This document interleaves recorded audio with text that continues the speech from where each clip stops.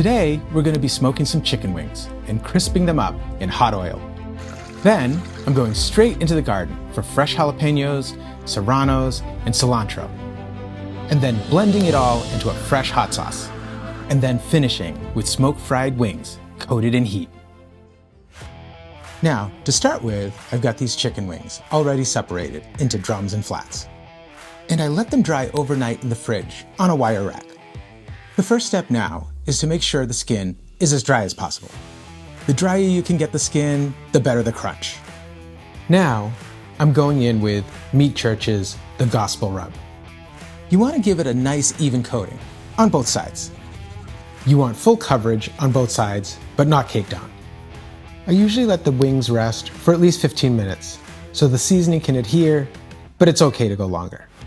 And while the wings rest, that's when I usually get the fire started. I'm going to be using my offset smoker, but you can use any smoker that you have. I'm using a chimney to get the coals fully ashed over. Once they're ready, they go into the firebox of my offset smoker. I'm running post oak splits for that clean smoke flavor. Now, after that initial spike in temperature on my offset, I'm going to let the fire settle in and stabilize. I'm looking to run this around 275 degrees Fahrenheit for about an hour for these wings. Once the pit calms down and holds steady, that's when the wings go on. But while I'm waiting for the temperature to settle, I'm going to get started on the jalapeno hot sauce.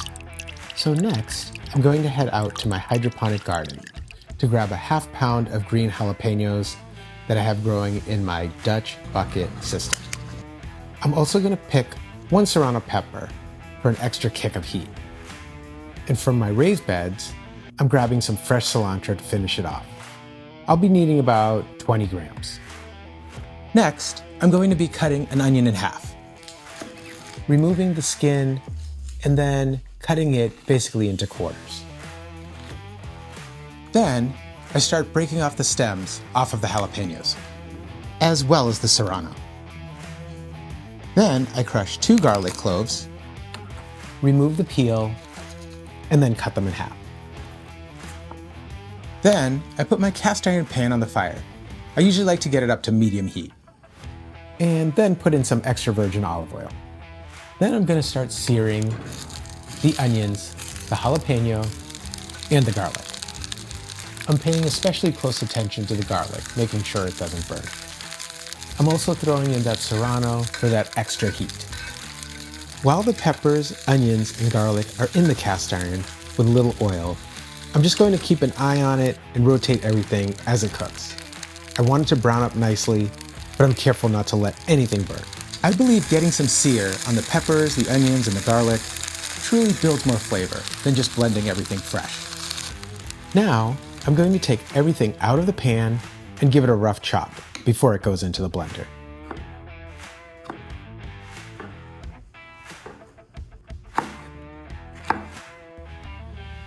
Next, in a medium-sized pot, I'm going to bring a cup of water to a boil.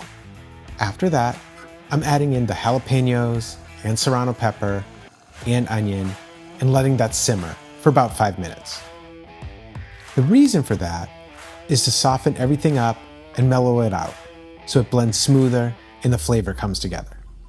And now I'm going to add in the garlic. Then I add in a teaspoon of salt, a teaspoon of sugar, and about a half a teaspoon of cumin. Now mix it up so it all gets incorporated, and then just remove it from the heat. I like to let this cool down just a bit before we start blending. We're going to be adding some vinegar later. I don't like adding vinegar into hot liquid because it creates a really harsh taste. Next, I'm going to be using 20 grams of fresh cilantro from my garden, and then I'm going to give it a rough chop. Just enough so it blends easily. Then, everything goes into the blender. First the cooked peppers, onions, and garlic, followed by the cilantro, and finally, about 2/3 of a cup of white vinegar. And now we blend. Right away, you get a really bright, fresh heat from the vinegar and the peppers. But after it sits in the fridge for a day or two, everything mellows out, the flavors come together, and it actually gets better. This will hold well in your fridge for about 2 to 3 weeks easy. The wings have been seasoned for at least 15 minutes now, giving the seasoning time to adhere to the surface, and the smoker is settled in at 275 degrees. So it's time to get these wings on. I'm going to smoke these wings until they reach an internal temperature of 175 degrees Fahrenheit, which may take about an hour or two. I also like to keep a temperature probe right at grate level, right next to the wings. So that way I'm getting an accurate read on the actual ambient cooking temperature, not just what the smoker display says. So this will be my first run on this T-fal deep fryer. I'm not doing a full unboxing, just getting out of the box, set up on the counter, and getting it ready to go. I'm going to be using vegetable oil for this cook, but peanut oil or canola oil are also great options because of their high smoke point. We'll fill it up to the fill line and bring it to about 350 degrees, which is the sweet spot for frying chicken wings.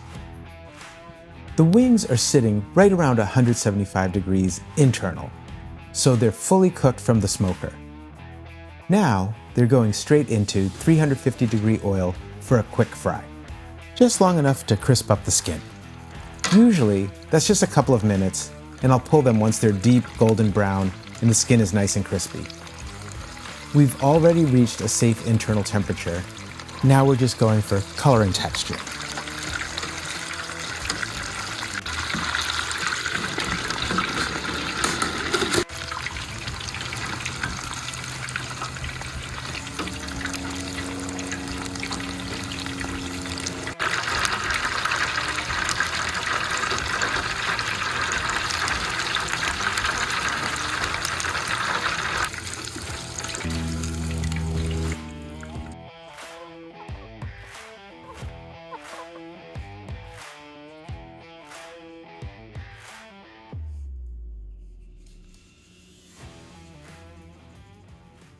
So let's give this one a try.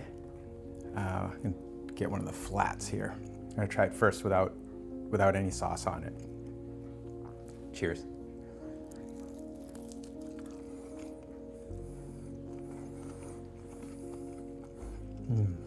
This is really good.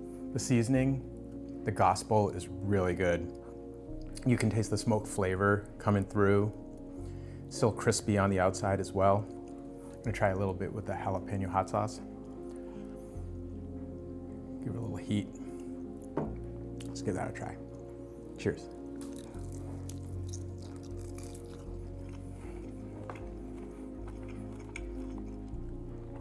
That pairs really well with it. I can taste the heat. This one's a winner. I hope you guys give it a try. Thanks so much for watching. See you on the next one.